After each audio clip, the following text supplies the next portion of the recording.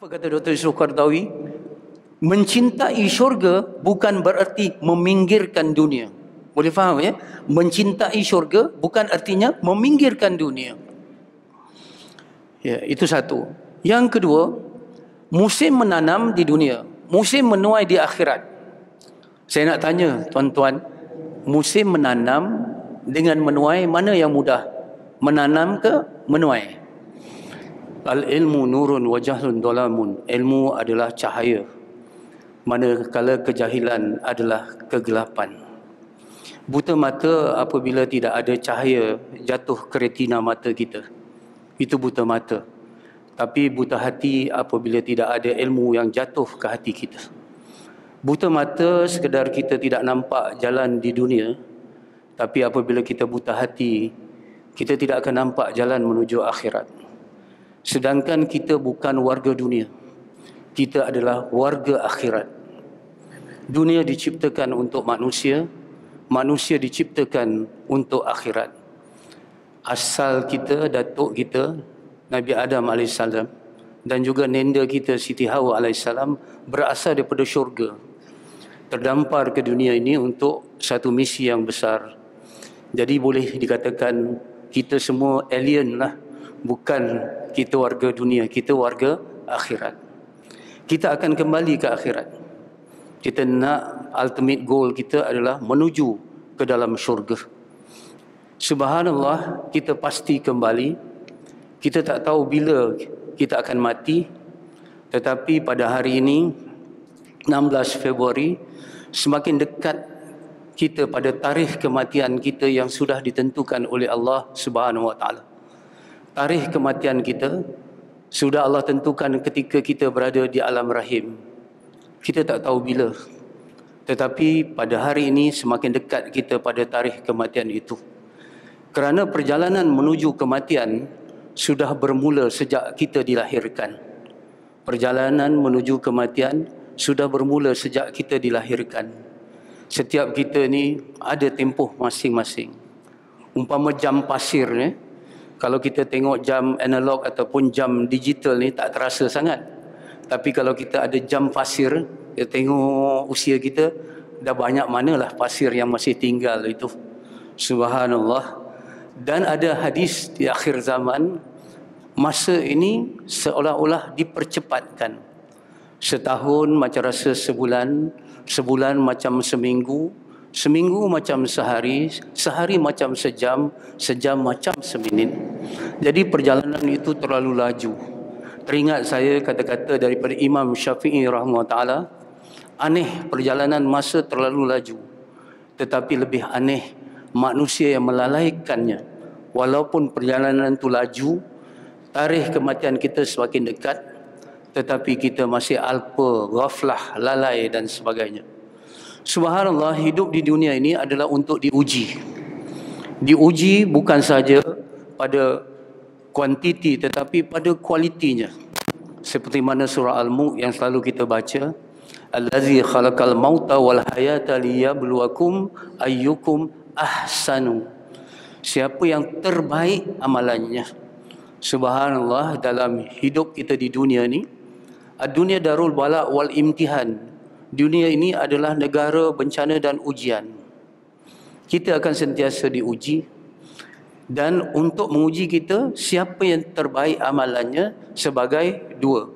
Pertama, kita sebagai hamba Allah dan kita sebagai khalifah di muka bumi ini. Sebagai hamba Allah yang soleh, kita perlu menjadi baik. Tapi tak cukup menjadi hamba Allah yang baik, tetapi kita mesti jadi khalifah yang musleh, iaitu yang memberi kebaikan yang terbaik kepada umat. Subhanallah, tajuk kita pada malam ini, dunia jembatan menuju akhirat. Sempena Isra' Mi'raj.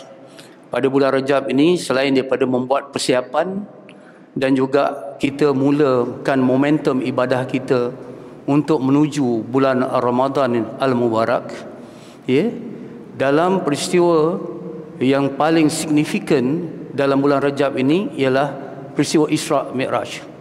Isra', perjalanan daripada Masjidil Haram ke Masjidil Aqsa, Rasulullah dengan kenderaan burak Dan daripada Masjidil Aqsa naik, kalau tadinya secara horizontal, sekarang secara vertikal, terus ke Sidratul Muntaha sampai ke Baitul Ma'mur, jaraknya berjuta-juta tahun cahaya, dan kembali balik ke Mekah sebelum fajar. Ini satu kembara rohani, kerana dalam peristiwa Isra Mi'raj, Rasulullah SAW didedahkan ataupun diperlihatkan pandangan-pandangan yang bersifat sam'iyat dan ghaibiyat. Sam'iyat artinya hanya boleh didengar, tidak kasat mata, tidak boleh dilihat dengan mata biasa. Dan ghaibiyat, perkara-perkara yang ghaib, syurga, neraka, apa end result kepada mereka yang makan riba, mereka yang meninggalkan solat, mereka yang berzina. Begitu juga ditunjukkan balasan-balasan kebaikan di dalam syurga.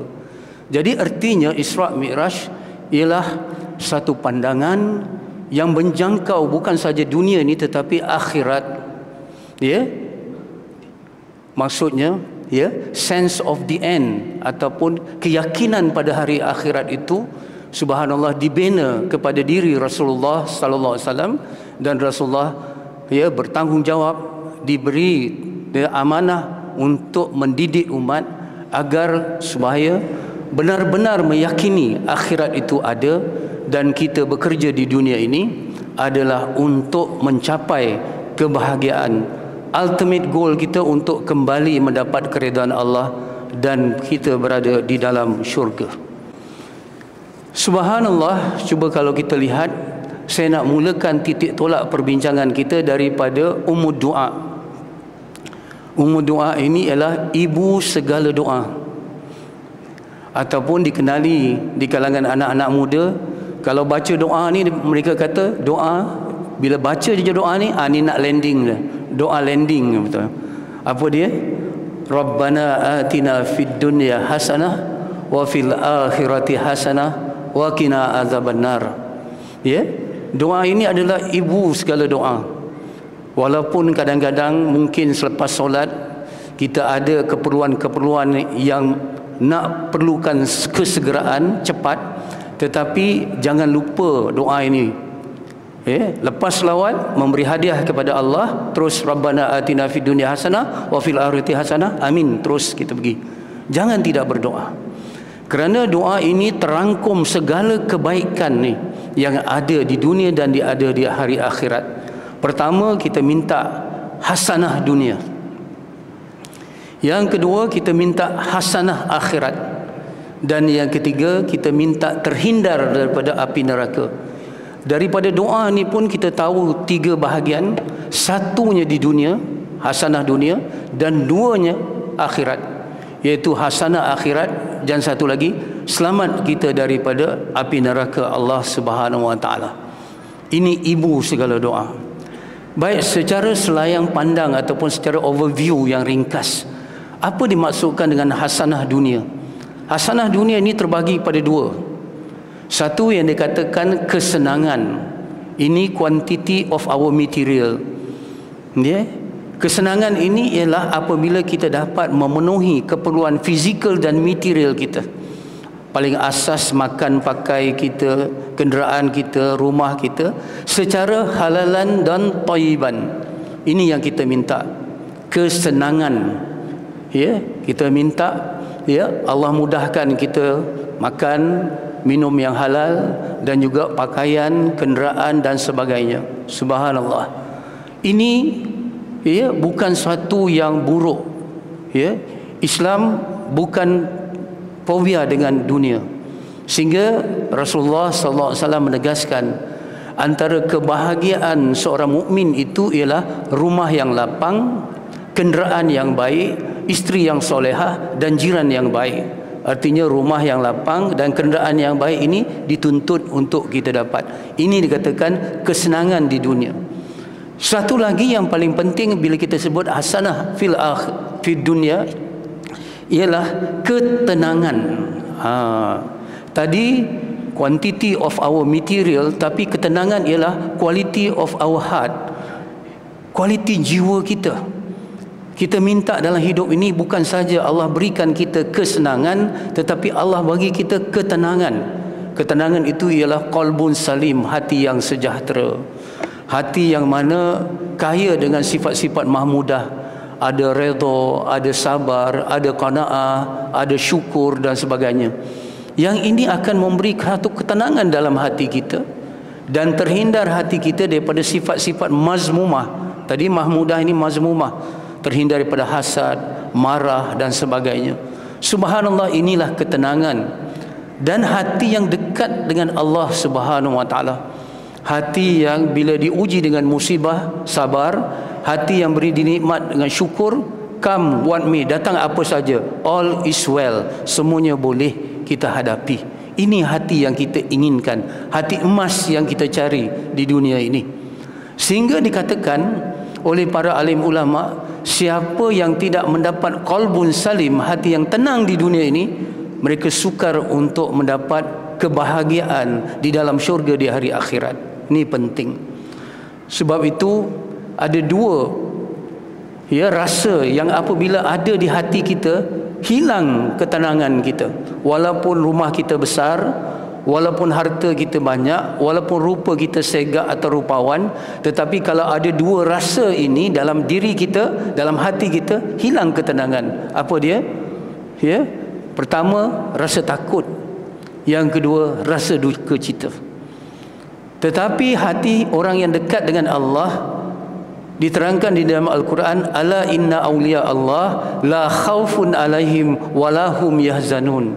Ketahuilah, sungguhnya wali-wali Allah itu tidak ada rasa takut dan tidak ada rasa duka cita terhadap dunia. Ini yang kita cari. Ini yang dikatakan hasanah fid dunya, iaitu ketenangan di samping kesenangan. Apa pula yang dikatakan hasanah fil akhirah? Apa dikatakan kebaikan akhirat itu? Pertama, kita diampunkan oleh Allah dengan rahmatnya. Allah bagi kita rahmat kepada yang mana dengan rahmat itu insya-Allah kita diberikan syurga. Subhanallah, kita masuk ke dalam syurga bukan dengan amalan kita, tetapi apabila Allah beri keampunan dan Allah beri kita rahmat, kita masuk ke dalam syurga. Kita diajar oleh ulama-ulama, guru-guru kita bahawa jangan lupa doa, dua doa ni. Yang pertama, kita minta betul-betul kepada Allah agar kita ini diampunkan dosa. Betul-betul diampunkan dosa. Yang kedua, kita benar-benar minta kepada Allah supaya dapat husnul khatimah, pengakhiran yang baik. Dan akhirnya dengan husnul khatimah itu kita masuk ke dalam syurga. Okey, sekarang kita cuba lihat apa hubung kait antara dunia dan akhirat. Hasanah fid dunia dan hasanah fil akhirah. Sebab tajuk kita nak menjurus bahawa dunia ini adalah jembatan menuju akhirat. Jadi tentulah ada hubungan kesalingan, keterkaitan antara dunia dan akhirat. Subhanallah, pertama saya ingin tegaskan, keyakinan kepada pengakhiran, kepada hidup selepas mati, bukan saja here tapi hereafter, ada kepada semua agama-agama di dunia. Walaupun kadang-kadang kepercayaan mereka tidak tepat, tetapi mereka yakin bahawa kehidupan di dunia ini tidak berakhir di sini saja, tetapi ada kehidupan selepas mati. Hindu percaya kepada karma, reincarnation. Bukan mati saja tetapi akan dilahirkan semula. Kalau kita tengok agama Buddha pun begitu juga. Mereka percaya selepas kematian ini ada satu kehidupan lagi. Jews, Yahudi dan juga Kristian asalnya daripada agama Samawi, mereka juga percaya kepada hell and heaven. Mereka juga percaya kepada kehidupan selepas mati. Lebih-lebih lagi kita umat Islam, keyakinan kita kepada hari akhirat tepat dan benar. Soalnya sekarang ialah, kenapa semua agama, semua percaya ada kehidupan selepas mati? Kenapa? Sebab saudara-saudari yang dikasihi sekalian, sebab di dunia ini tidak ada keadilan yang mutlak. Tidak ada keadilan yang mutlak di dunia ini. Kalau kita buat baik di dunia ini, belum tentu dapat balasan baik. Kadang-kadang orang yang berjuang untuk menegak kebenaran ditindas dan mati. Dan orang yang jahat melakukan kemungkaran kadang-kadang tidak mendapat balasan.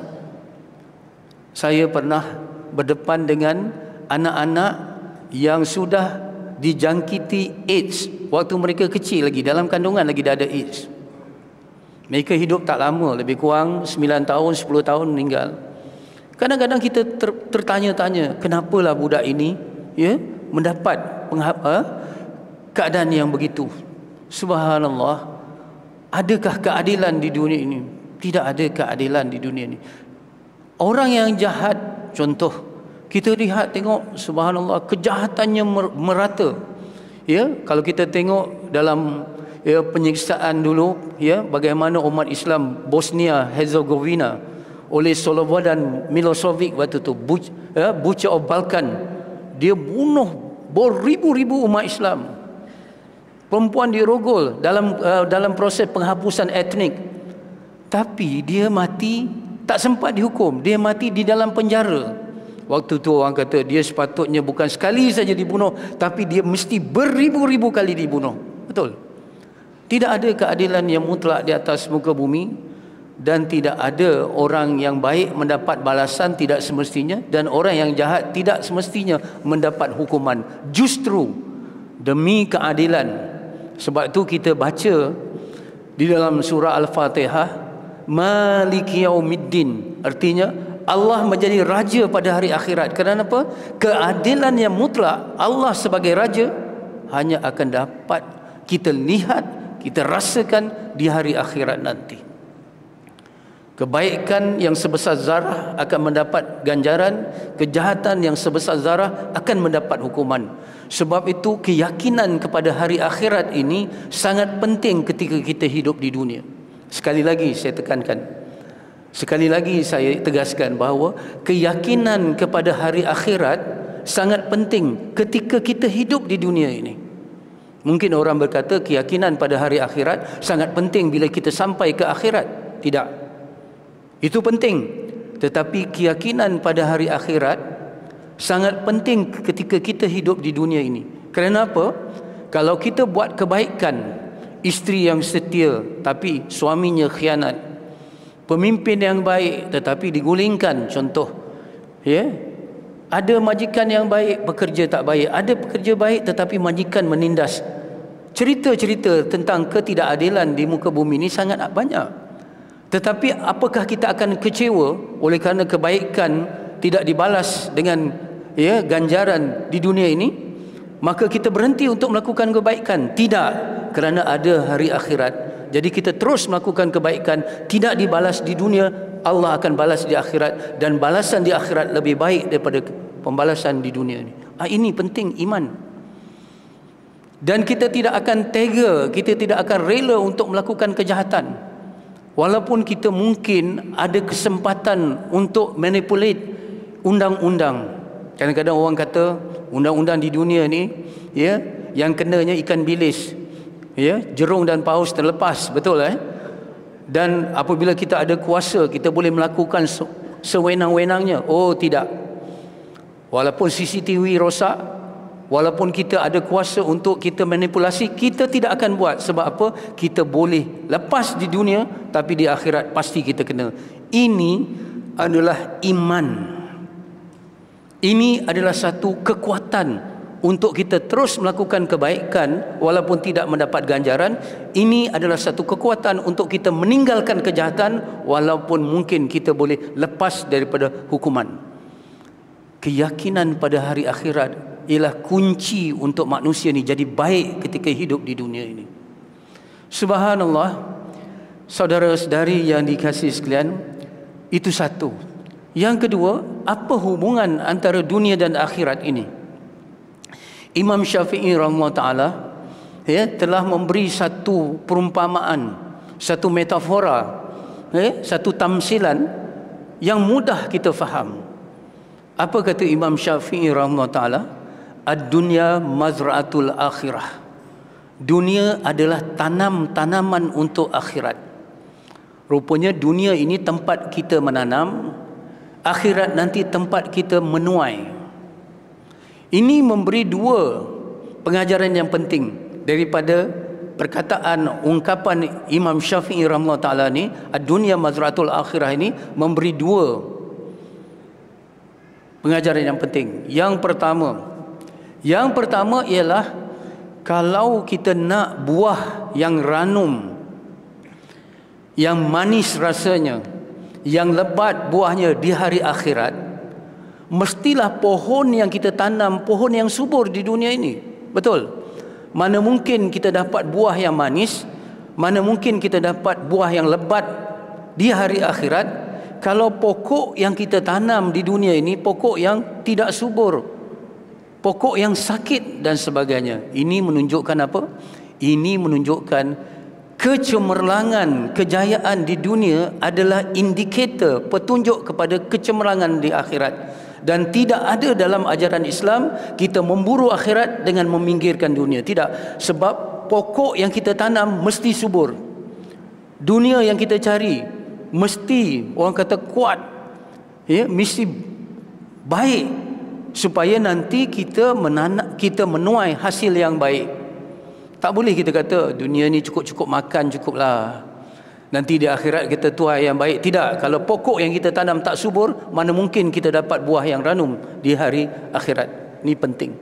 Jadi artinya seperti mana kata Dr. Yusuf Qaradawi. Apa kata Dr. Yusuf Qaradawi? Mencintai syurga bukan berarti meminggirkan dunia. Boleh faham, ya? Mencintai syurga bukan artinya meminggirkan dunia. Ya, itu satu.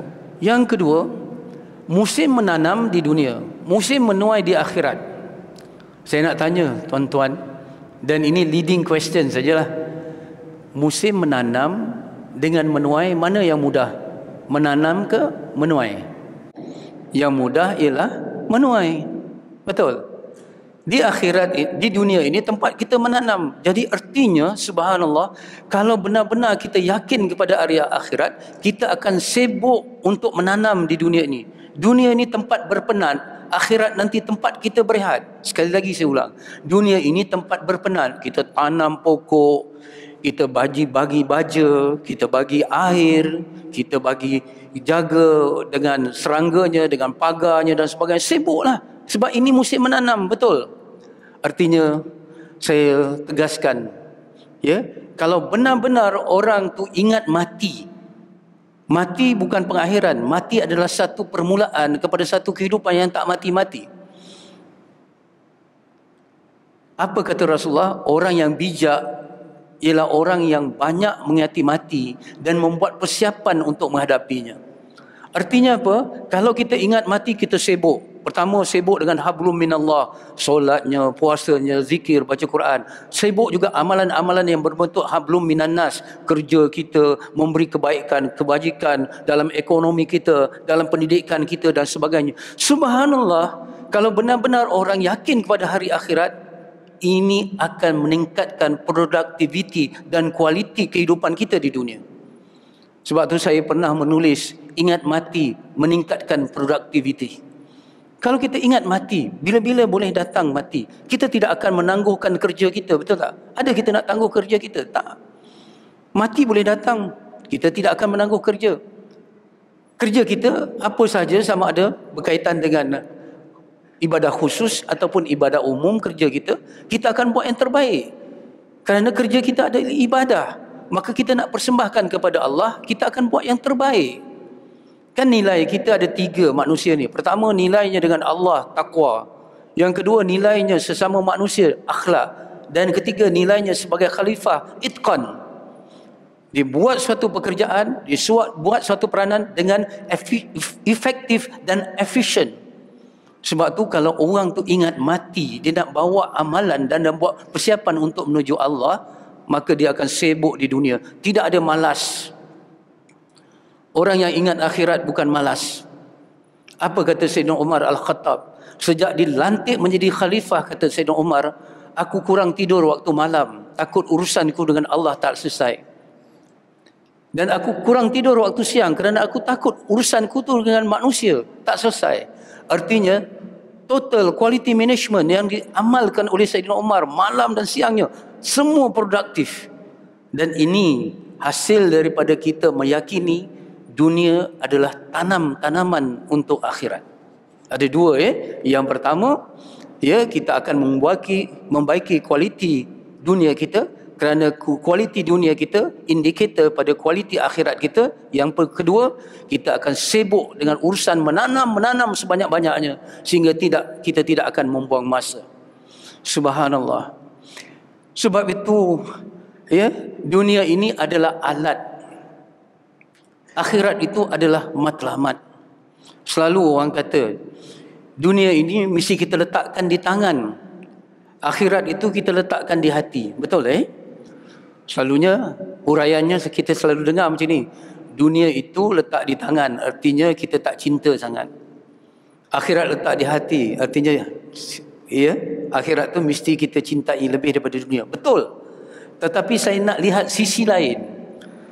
Kalau dunia itu di tangan untuk kita memberikan, kena banyak yang ada di tangan kita supaya kita boleh memberi. Kena banyak dunia supaya boleh diberikan. Betul. Sebab itu al-yadul ulya khairun minal yadus sufla. Tangan yang di atas lebih baik daripada tangan yang di bawah. Kita adalah umat yang memberi. Sebab itu kalau kita tengok motivasi Abdul Rahman bin Auf, hartawan-hartawan Islam yang hebat, mereka nak berniaga supaya mereka dapat memberi zakat lebih banyak. Kan cukup nisab dan cukup haul tu boleh banyak. Makin banyak kekayaan yang mereka dapat memberi.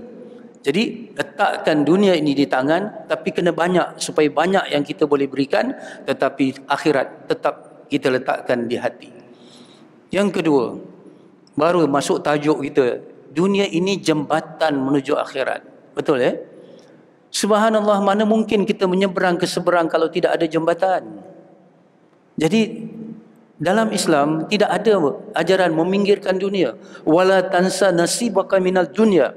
Kita kejar akhirat, tapi jangan lupa kerana dunia inilah jembatan. Tanpa jembatan kita tidak akan dapat melepasi ke sana, ke seberang sana. Tapi kena ingat, dunia ini jembatan pada akhirat. Dunia ini umpama jembatan. Saya nak tanya, ada orang bina rumah atas jembatan? Ada orang bina rumah atas jembatan? Tak ada. Artinya dunia ini hanya alat, bukan matlamat. Dia hanya means value, tapi bukan ends value. Kita bagi laluan untuk azan insyaAllah. Dunia ini jembatan menuju akhirat. Pertama, jembatan penting untuk kita menyeberang. Kita tengok pentingnya jembatan Pulau Pinang. Dulu ada satu, sekarang ada dua. Betul. Penting jembatan ini. Tetapi dia hanya alat untuk kita sampai ke seberang. Jembatan itu keperluan. Seberang itu adalah tujuan. Betapa ramai kita, minta maaf umat Islam sendiri, yang hidupnya hanya untuk memenuhi keperluan hidup. Tetapi dia tidak fokus kepada tujuan hidup. Ya, keperluan hidup penting. Keperluan hidup, makanan, pakaian, kenderaan, itu keperluan hidup. Tapi tujuan hidup kita apa dia? Tujuan hidup kita ialah ibadah kepada Allah. Sebagai hamba Allah dan sebagai khalifah. Itu tujuan hidup kita. Ya, tak salah kita ada rumah. Tetapi rumah itu jadikanlah medan untuk kita menegakkan keluarga yang sakinah, mawaddah dan rahmah.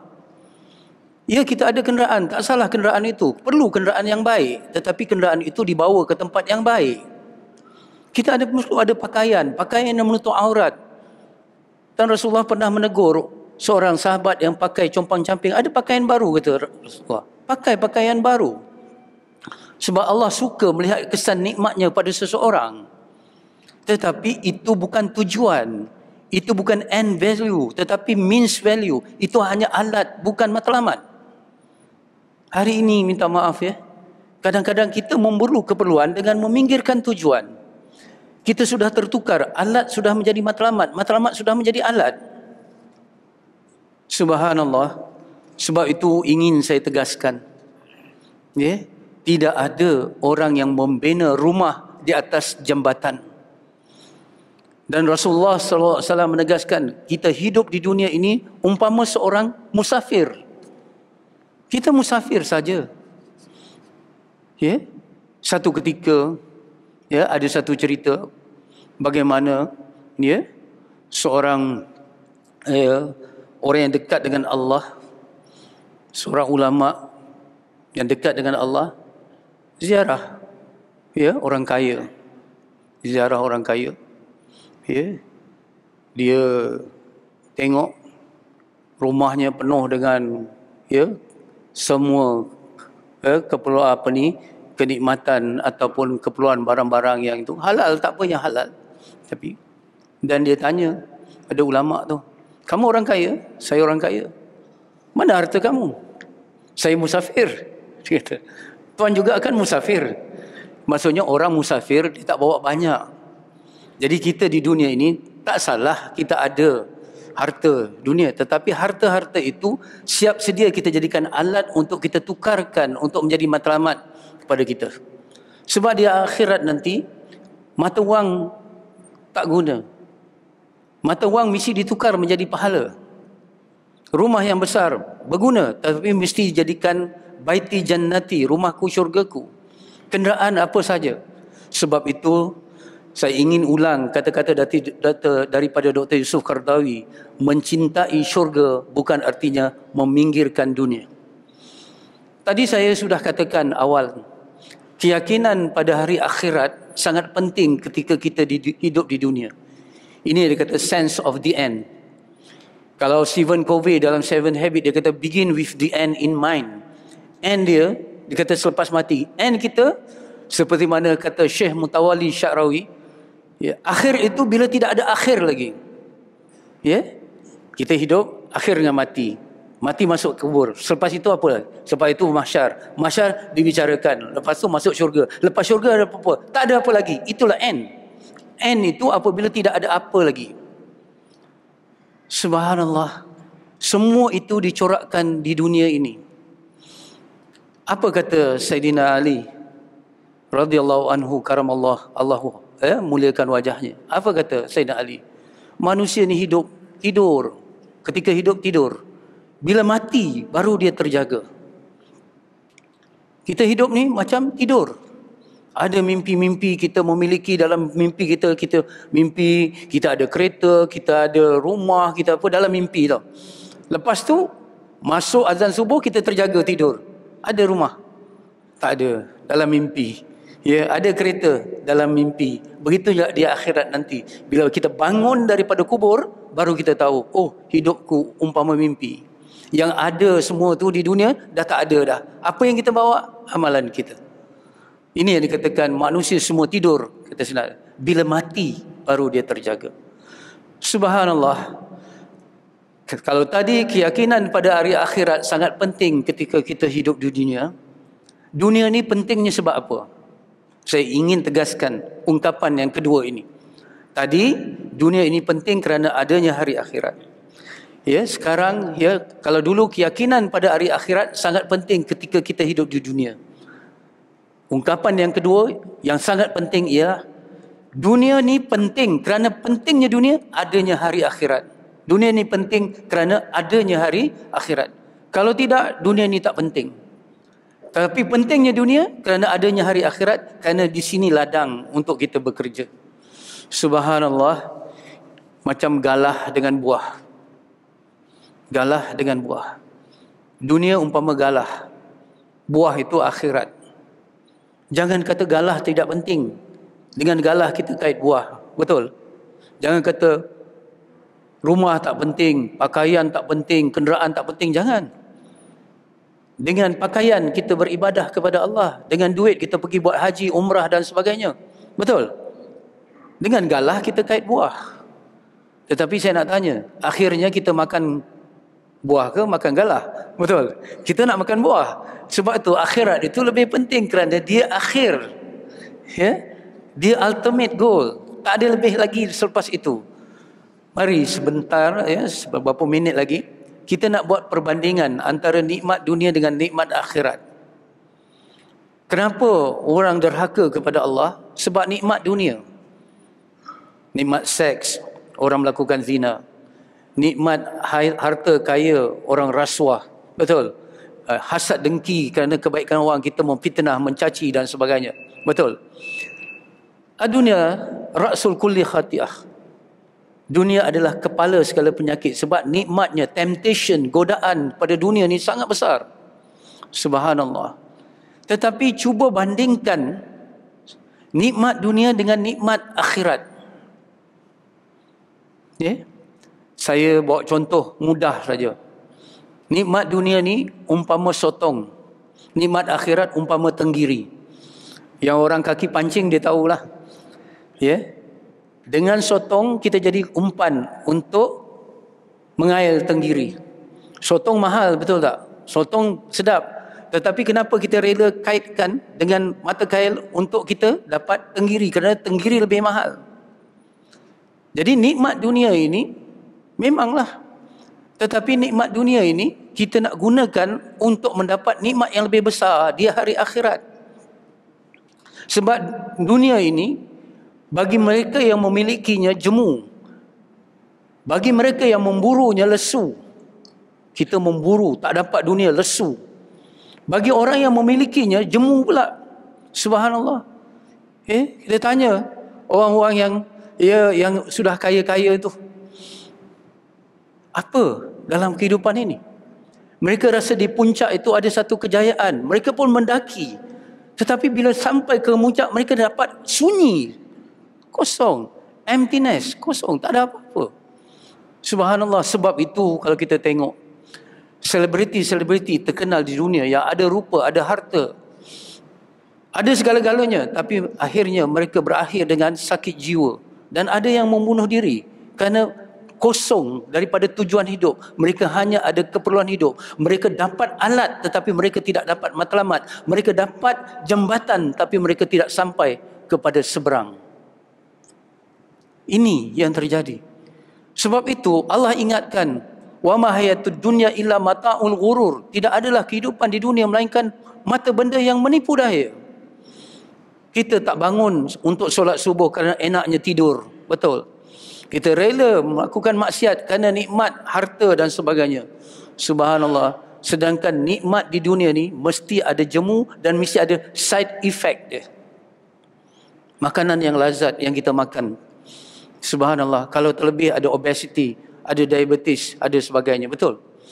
Ataupun sekurang-kurangnya kita kena pergi tandas. Itulah akhirnya dunia. Tapi di akhirat kita makan dalam riwayat hadis dan sebagainya, kita makan sedap itu digandakan. Hari ini bagi contoh katalah nasi mandi yang kita suka makan waktu pagi, kita makan nasi mandi. Waktu pukul 10 makan nasi mandi. Waktu zuhur, lepas zuhur kita makan nasi mandi. Asal dah tak boleh dah, jemu dah. Walaupun sedap macam mana, jemu dah. Tapi di akhirat makan nasi mandi pagi, digandakan sedapnya. Kemudian digandakan lagi sedapnya, tidak ada side effect. Jangan cari tandas di dalam syurga. Di syurga tak ada tandas. Macam mana perkumuhan di dalam syurga? Dia makan, dia akan berpeluh. Peluh itu lebih wangi daripada kasturi. Itu dia katakan. Itulah nikmat yang sebenar-benarnya. Jadi orang yang bijak, dia rela mengorbankan nikmat dunia yang sedikit demi nikmat yang tinggi dan abadi di hari akhirat nanti. Tak apa susah payah di dunia. Mujahadah itu pahit, perjuangan itu pahit kerana syurga itu manis. Inilah yang dibuat oleh para sahabat.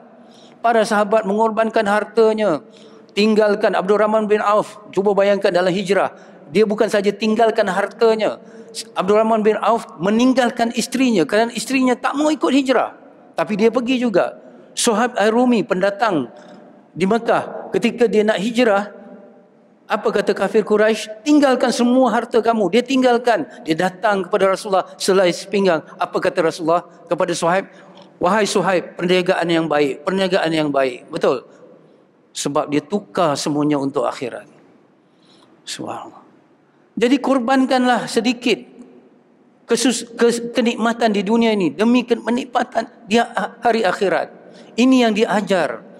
Sebab tu Rasulullah diajar bagaimana orang yang tinggalkan solat, memecahkan kepala dalam Isra' dan Mi'raj. Bagaimana orang yang berzina, yang makan daging busuk. Bagaimana orang yang makan riba dan sebagainya. Ditunjukkan supaya nantinya bila kita di dunia ada godaan untuk makan rasuah, ada godaan dengan perempuan-perempuan untuk kita berzina, kita boleh tolak kerana kita mencari akhirat yang lebih baik dan lebih kekal. Ini penting. Yang kedua, cuba kita bandingkan azab dunia dengan azab akhirat. Azab dunia ni apa? Rasa mengantuk, kadang-kadang kekurangan sedikit, betul? Orang kata, orang keji dan sebagainya. Kalau tadi saya bandingkan sotong dengan tenggiri, sekarang saya nak bandingkan bandingan yang mudah-mudah. Saya duduk di sini, tiba-tiba ada lipan dalam jarak 1 meter daripada tempat duduk. Lipan besar, lipan bara. Takut saya kalau disengat, betul. Tiba-tiba saya tengok dalam 100 meter ada harimau yang sedang terlepaslah, tak tahulah apa. Saya nak tanya tuan-tuan, orang yang bijak, dia kira lipan yang 1 meter ke ataupun rimau yang 100 meter? Oh, dia akan fikir rimau, walaupun dia 100 meter tu rimau. Kalau dia tangkap kita rekam, mati kita. Kalau disengat lipan ni sikit aja, kita bubuh minyak angin ke, kita bagi antiseptik, dia baik dah. Begitulah azab di dunia ni macam lipan, azab akhirat macam harimau tadi. Walaupun jauh, tetapi azabnya sangat hebat. Satu saja debu daripada api neraka hancur dunia ini. Dan azab di dunia ini berakhir dengan kematian. Kanser tahap 4, habis-habis terus mati. Habis. Tapi ni azab di neraka, bila dibakar, hangus, diganti dengan kulit baru. Bakar lagi. La yamutu fiha wala yahya. Orang di dalam neraka itu la yamut wala yahya. Dia tidak hidup, tidak mati. Macam nyawa-nyawa ikan. Nak mati tak kata mati, nak hidup tak kata hidup. Kenapa? Seksa. Subhanallah. Jadi mengenangkan seksa di hari akhirat menyebabkan kita boleh menanggung seksa di dunia ini untuk taat kepada Allah. Sedangkan tuan-tuan yang dikasihi sekalian, kalau kita fikir secara logik, nak buat baik diuji, betul? Nak buat baik diuji. Nak buat jahat diuji juga. Lebih baiklah nak buat baik diuji, kerana itu adalah penghapusan dosa dan peningkatan darjat. Kalau kita nak buat jahat diuji juga. Diuji itu menyebabkan kita kena di dunia, kena di akhirat. Betul. Saya dulu masa muda-muda kerap berdakwah waktu malam-malam. Waktu malam-malam, dini hari baru balik. Ada polis buat roadblock, betul. Kita kena tahan jugalah, betul.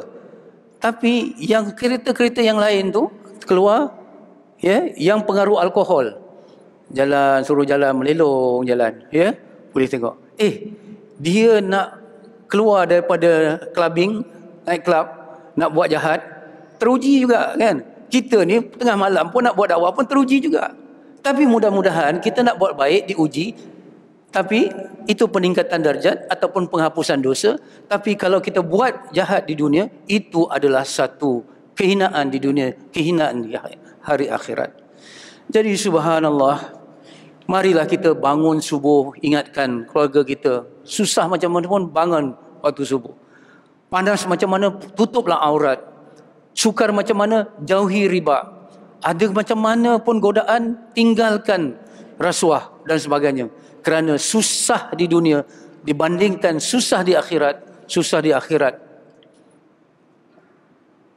tidak dapat ditanggung oleh kita. Subhanallah. Itu satu. Sebagai akhirnya, cuba kita tengok perbandingan tempoh masa hidup di dunia dengan hidup di akhirat. Hidup di akhirat berakhir dengan syurga ataupun neraka. Selama mana kita duduk dalam syurga, Allahumma rzuqna, kita minta sungguh-sungguh dalam syurga. Semua kita di dalam ruang masjid ini mudah-mudahan ahli syurga. Kita doalah, sangka baik. Kata Sayyidina Umar, yang Sayyidina Umar itu kata Rasulullah, kalau ada Nabi selepas aku, Umar akan jadi Nabi. Tapi kalau ada, tak ada. Apa Sayyidina Umar kata? Kalau seluruh manusia ni masuk ke dalam neraka kecuali seorang, aku harap akulah orang itu. Dan ketika semua orang masuk ke syurga kecuali seorang, aku takut akulah orang itu. Jadi subhanallah, bagaimana ya kalau di dalam syurga selama mana? Selama-lamanya. Di dalam neraka sampai bila? Sampai bila-bila. Oh, orang Islam tak mungkin. Kalau kita ada iman sebesar sawi pun nanti masuk juga ke dalam syurga. Tetapi dalam Al-Quran, bila masuk ke dalam neraka, Allah kata khalidina fiha abada, kekal abadi selama-lamanya. Kenapa? Walaupun tidak kekal, tapi seolah-olah kekal, kerana siksa neraka itu sangat-sangat hebat dan sangat-sangat dahsyat. Tak tunggu panas, kita dalam jam, kita punya aircon kereta rosak, berpeluh kita, betul? Tak tahan. Apatah lagi kalau diseksa dengan api yang berwarna hitam, api neraka warna hitam. Dan ini diceritakan dalam Isra' Mi'raj, yang diceritakan oleh Rasulullah yang tidak pernah bohong sekalipun dalam hidupnya, sekalipun tak pernah bohong. Subhanallah. Tempoh masa di dunia dengan kehidupan di akhirat berapa lama? Akhirat tu infinity, selama-lamanya. Dunia ni adana, dekat. Tapi dalam Al-Quran Allah beri tamsilan, ka'alfi sanati mimma ta'udun. Satu hari di akhirat sama juga 1000 tahun di dunia. Satu hari di akhirat sama juga 1000 tahun di dunia. Dan umat kita, Nabi Muhammad SAW, kita semua, usia kita lebih kurang 60 ke 70 je. 60 ke 70. Katalah kita ambil pertengahan, 65, 63. Sebab Rasulullah wafat 63 tahun, kata setengah riwayat. Kalau 60 tahun, 63 tahun kita convert kepada kehidupan di akhirat, berapa lama agak-agak? 1,5 jam saja. 1,5 jam saja. Hidup di dunia 1,5 jam. Dibanding dengan akhirat yang 1000 tahun di dunia sama juga satu hari di akhirat. 24 jam di akhirat sama 1000 tahun di dunia. Subhanallah, berbaloi ke kita? Kalau 1,5 jam ni kita nak bersenang-senang, tetapi yang selama-lamanya di hari akhirat tu kita nak bersusah-susah. Betul? Sebab tu orang yang beriman, dia mengamalkan hidup pay now, play later. Pay now, play later. Maksudnya pay now, bayar di dunia ni dengan kesusahan. Play later, kita berhibur, bersuka-suka di hari akhirat nanti. Sebab nak pay now 1,5 jam, play later selama-lamanya. Itu orang yang bijaksana. Tapi orang yang bijak sini, yang bodoh, dia terbalik prinsip hidup dia. Dia nak play now, pay later. Dia nak bersonok-sonok 1,5 jam, tetapi dia nak bersusah-susah selama-lamanya di hari akhirat. Bodoh ataupun bijak? Bodoh. Peribahasa Melayu kata apa? Ya? Berakit-rakit ke hulu, berenang-renang ke tepian, bersakit-sakit dahulu, bersenang-senang kemudian. Betul? Di dunia ni biarlah susah sikit. Sebab itu, ya, kalau kita lihat dalam satu hadis yang lain, ya, Rasulullah SAW bersabda, ad-dunya sijnun mu'minin wa jannatul kafirin. Dunia ini penjara orang mukmin, syurga orang kafir. Kenapa? Orang yang duduk dalam penjara, dia ada peraturan. Dia tak boleh buat suka-suka hati dia.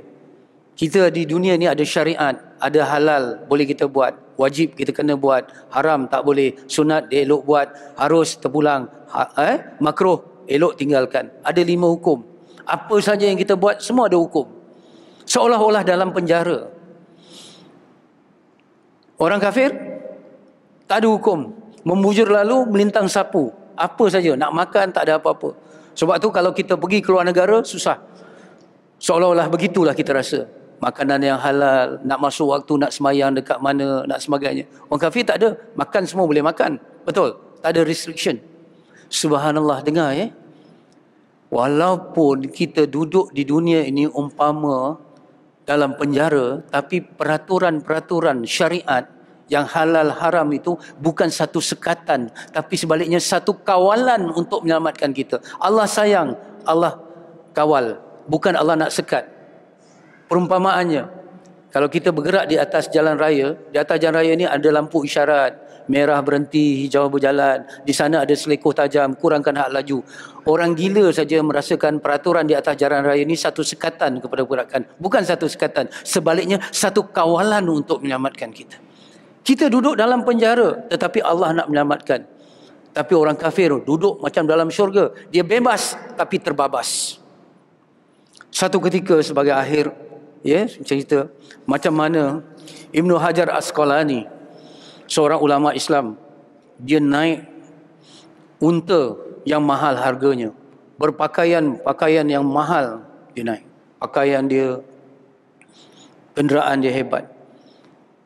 Orang Yahudi waktu tu seorang Yahudi, dia pakai compang camping. Dia pergi, waktu dia orang Yahudi ni miskin. Dia kata, orang Yahudi ni dia tahu tentang hadis ad-dunya sijnul mu'minin wa jannatul kafirin. Rasul kamu kata dunia ini penjara orang mukmin, syurga orang kafir. Tapi kenapa kamu pakai macam ni? Kamu pakai mewah-mewah,